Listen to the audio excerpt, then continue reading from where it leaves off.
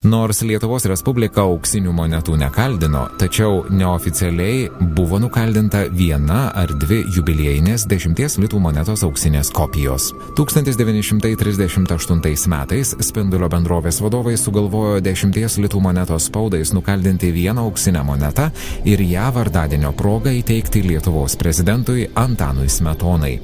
Iniciatyvos ėmėsi Spindulio bendrovės direktorius Kazys Puida, kurio vadovaujamos bendrovės patalpose buvo įsikūrusi monetų kalykla.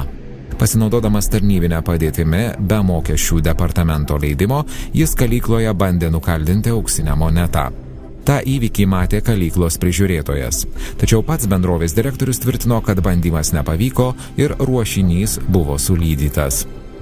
Ji buvo nukaldinta antru bandymu, kai Kazys Puida vėl apsilankė kalykloje. Iki šiol nenustatyta, kiek iš tikrųjų buvo pagaminta auksinių monetų. Kalyklos prižiūrėtojai savo pareiškimuose tvirtino, kad buvo nukaldintos 2 monetos. Vieną iš jų Spindulio bendrovės direkcija padovanojo Lietuvos prezidentui Antanui Smetonai.